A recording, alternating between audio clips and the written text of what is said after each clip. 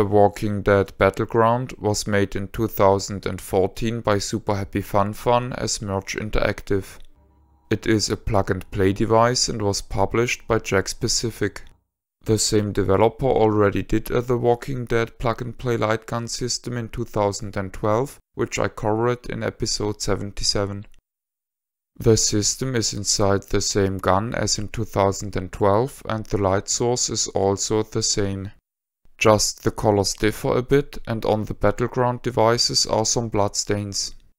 The trigger on the new gun felt a tad bit worse than on the previous system, but that could be pure coincidence and both guns still could be from the same Gaussian quality distribution.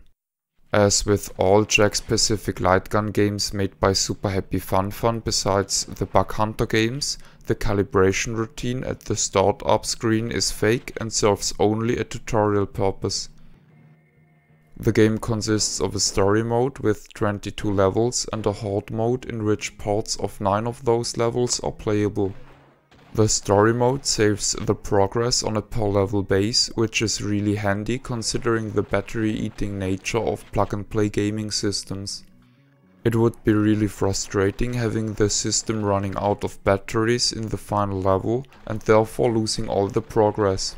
Sadly, there is an annoying bug that forces the player to finish a level once it is started. Leaving the game and going back to the main screen won't give the player the choice to select a new level or other options for the story mode. The player takes the role of Clifford, who took shelter in a prison. When a horde of undead attacks, he escapes and eventually gets to a city called Woodbury. There he is betrayed by the local leader called the Governor. As Clifford flees, he finds himself back at the prison again, which is now occupied by Rick and his group.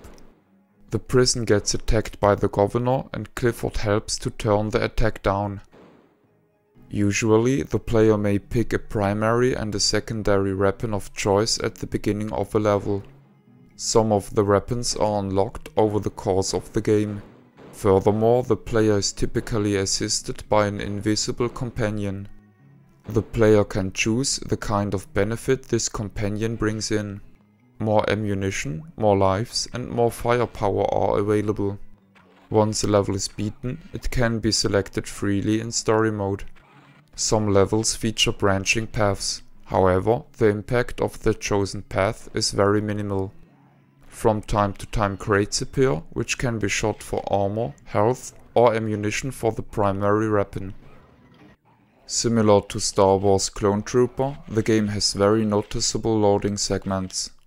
Personally, I think the game is much more refined and polished than the 2012 game. However, there is still plenty of bad design. For example, ammunition pickups appear in the prologue levels even though they are completely unusable in those levels.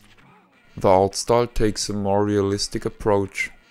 The digitized live-action footage reminded me of the FMV game Corpse Killer, which I reviewed in episode 73.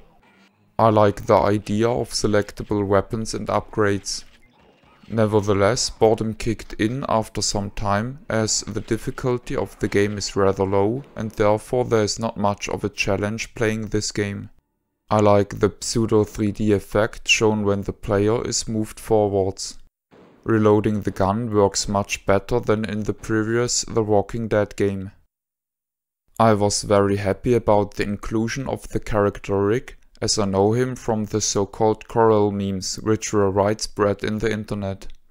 I think the packaging is more pleasing than the previous box. Funny enough, there is again an error concerning the RCA connectors. This time, just connectors for stereo audio are connected, even though the game is mono and has no right channel audio connector. The video connector is omitted completely in the picture. Furthermore, the connectors have the wrong gender. This is the end of the review. My name is Ben. I thank you for viewing.